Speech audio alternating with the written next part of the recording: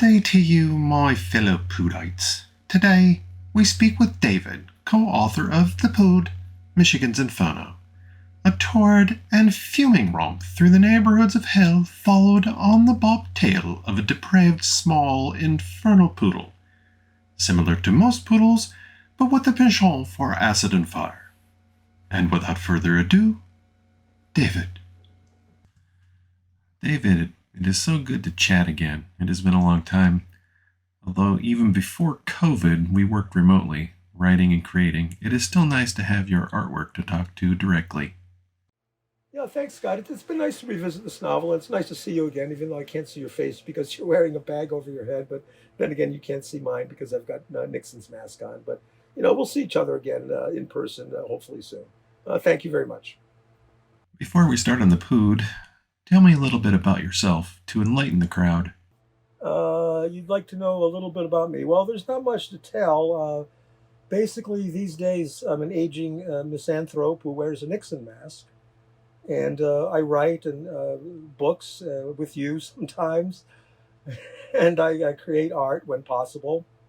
And I wear a Nixon mask. I don't know if I mentioned that. And I used to work at the New York Times. I was an editor there for 18 years. And that was pretty boring, but I made some money. And now you and I are collaborating on a lot of things. This book as well as some other projects ahead. So that's where I'm at now. For audience members, the Pood is based on two late great toy poodles that my wife and I inherited from my father-in-law in 2001, Coco and Rascal. Coco was an incredibly conniving dog. He planned out events and once stared right at me and peed on me. Rascal was very intelligent and would just watch things and decide what to do. If you came home and he didn't greet you, something was wrong.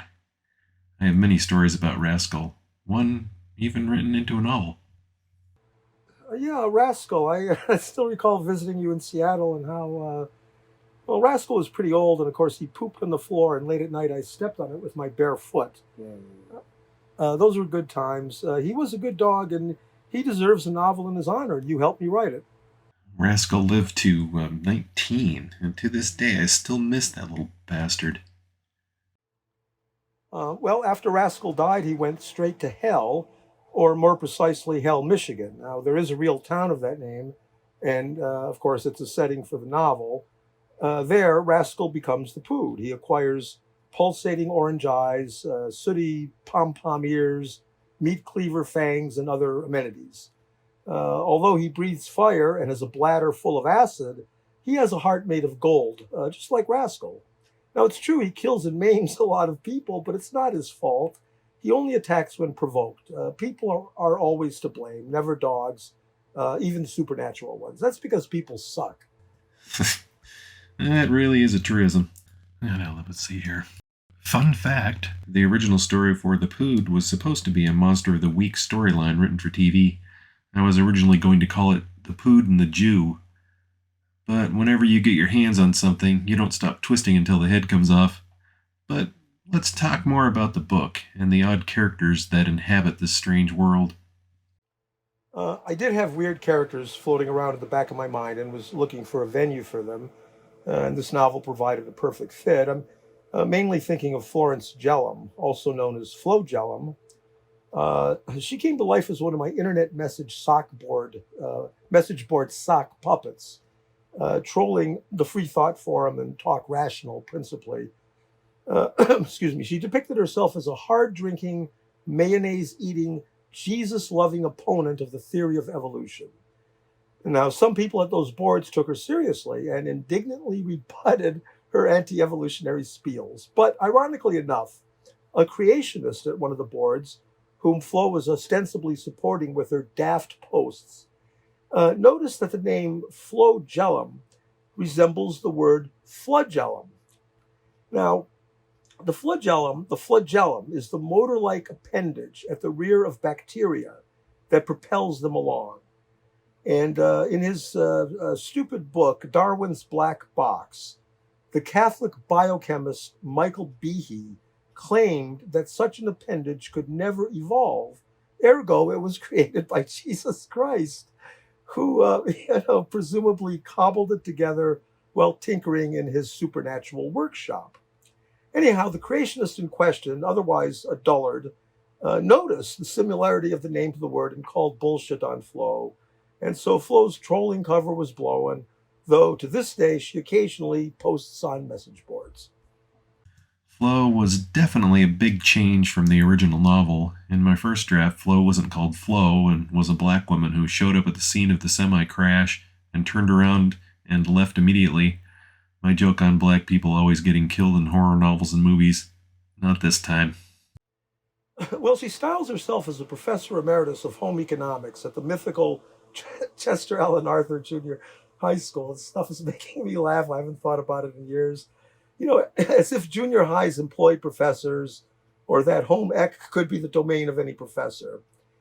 Now, in the novel, she fondly recalls, during her teaching days, butchering live guinea pigs with a Ginsu knife in front of the bug-eyed children she taught in order to show them how to clean up, quote, perfectly beastly, unquote, bloodstains. And she did this on the assumption that many of her students would grow up to be violent career criminals, and she wanted them to succeed at their chosen profession. As I recall, she quotes Abe Lincoln, who said, whatever you do, be a good one. So that's the kind of person Flo is. Yeah, you forgot about her pocketbook of death, but we have to leave something for the reader to worry about. Another change you made from my original idea was making the devil a bit of a wanker. Please, enlighten us about Bill Z. Bub. Well, he's a shabby, ineffectual, pill-popping, manic-depressive failure who hardly lives up to his billing as the great Satan, the omphalos of all evil. And actually, he's based on Dostoevsky's depiction of the devil in his great novel, The Brothers Karamazov. Now, in the novel, Ivan Karamazov meets the devil, either in real life or in a dream, it's not clear which. And the devil, who looks and acts pretty much like Bub, laments that he is the necessary minus sign and that he wishes that he could be shouting hosannas to Jesus just like everyone else. But God, in his infinite wisdom, has sentenced Satan to play his role for all eternity, like Sisyphus pushing his rock up the hill. Why God should do this is unclear, but God, he works in mysterious ways. Admittedly, Bill has been taking care of hell all by himself for many years, so props to the guy for sticking to it, forced or not. But David, where is God? Can anybody answer that? Well, yeah, God is in the novel, as is his only son, Jesus, a Mexican stoner dude who works as a busboy and, works at various other jobs. And this scandalizes God, known as Father in the novel, who repeatedly declares, I have no son, while his wife, the erstwhile Virgin Mary, attempts to calm Father. It's all very sacrilegious, which makes it all the more charming. The book also has other weird characters, including a hybrid Elvis Nixon chimera, Oreo cookie, the President of the United States, and the objectivist author Ayn Rand recast as a dominatrix with her own dungeon. Perhaps you'd like to expand on that shit? Well, I've always wanted to create a half Nixon, half Elvis character since Nixon and Elvis met in the Oval Office in that bizarre confab around 1970. Actually, not to be pedantic, but Elvis Nixon was my creation. No, that was mine. No, that was mine. Mine. Mine! David, remember the $20? Oh, I remember now. That was a weird creation of yours. Where was I? Oh, right, Nixon, Elvis, Oval Office. You could tell that Elvis, with his apathetic expression and glassy eyes, was stoned to the gourd during that Oval Office meeting. Excuse me. And Nixon, as usual, of course, I'm wearing the Nixon mask right now, resembled the epitome of evil with his pasted-on smile, his beetling brows, and his cold, dark eyes. So we physically married the two in the Pood. Elvis's ass, constituted by Nixon's face, with his ski slope nose, a convenient tail. That is quite an image that deserves much intellectual discussion. Who else deserves that type of love? Well, I'd say President Oreo Cookie, who is Really, Barack Obama, if that wasn't obvious, and of course, as the novel is set in 2012, he's still the president. And we used the name in college, Oreo cookie, to designate what an earlier generation called Uncle Toms. People who are black on the outside but white on the inside, like the current Supreme Court Justice Clarence Thomas. Today, the use of such a description is considered grotesquely inappropriate and even racist in itself, but if you can't express things as a joke, why bother? Now, excuse me, as it happens, I think Obama was a nice man, but mainly a shitty, spineless president who let the corporate perpetrators of the great financial meltdown of 2008 get away scot-free, and I wanted to, depict him as such in the novel. And the key scene is when the dominatrix Ayn Rand whips President Cookie in her dungeon and makes him pay for the privilege, too, which he does. And the scene, to me, represents the triumph of Rand's real-life view of the world.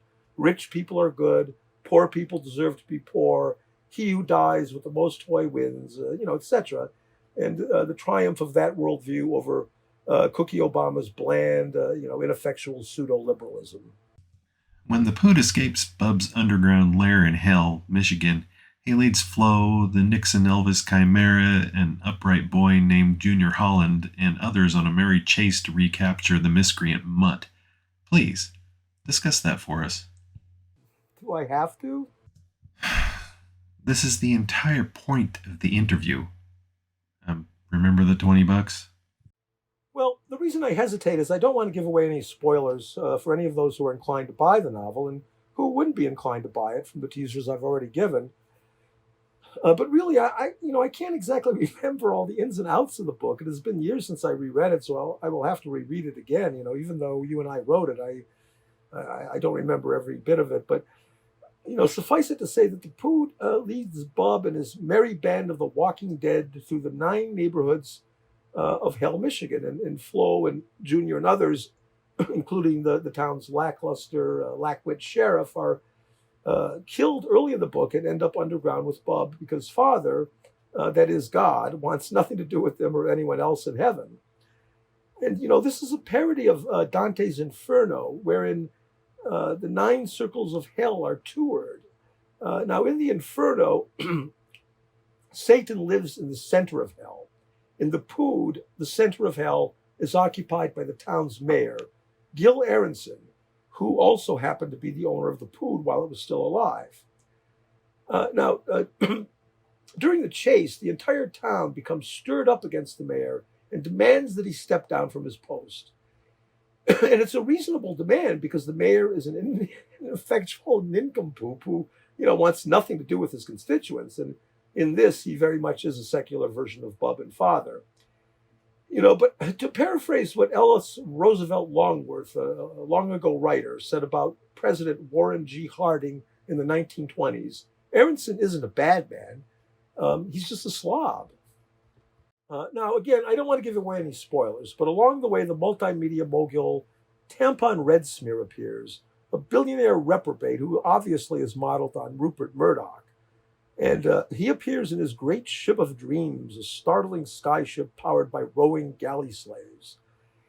And he manages to dognap and temporarily disempower the Pood. Also, in one of the neighborhoods of Hell, we are introduced to the heretic, who plays a key role in the novel's climax, which occurs in the lair of banality itself, the home of Gil Aronson in the heart of Hell. I don't think it's giving away too much to say that the Pood is eventually rescued, regains its powers, and has a major role in the climax, which quickly morphs into a surrealist commentary in which Heretic, aligned with Friedrich Nietzsche, confronts Hegel in Heidegger's labyrinth of being and time with the whole history of philosophy at stake. Now, the Heretic, of course, was inspired by Awet Mogus, the artist and co-author of the graphic novel trilogy Pantheon. And here the novel goes off, straight into philosophy and La La Land, which was intended. The climax loosely inspired by the final scene of Kubrick's masterpiece, 2001: Space Odyssey. That scene in the movie is entitled Beyond the Infinite. The finale of the Pood is intended to be surreal and enigmatic, with a little Cacodemon cur becoming much more than a supernatural mutt. He or it becomes a transcendent figure, a metaphor, a timeless symbol. Bite me, the novel ends, a gigantic fuck you to the prosaic quotidian world. That is pretty much the entire novel, and who could deny that level of crazy? Tell us just a bit more before we go to credits. Well, I haven't looked at it in years, and just now I've been rereading large swaths of it, and I think it's really, really good, if I do say so myself. It's certainly not going to be for everyone, especially not followers of the naturalistic or realistic school of fiction writing. Parts of it, especially in the beginning, are also deliberately written in a breathless, campy style designed to connect with the brazen absurdity of the whole project. And some readers will find that off putting, but I don't care. I think if we promote the hell out of it, it will eventually sell a fair number of copies and make a name for itself. And that would be nice. A nice tribute to Rascal.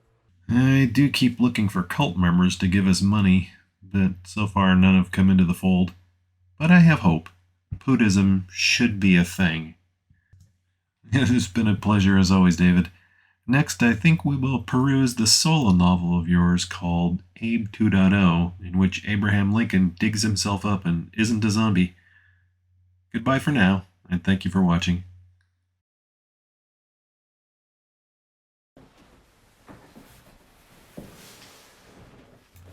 The opinions of David in this video do not reflect the opinions of Pood Prince, except when they do. Thank you so much for watching. Please come again. Goodbye.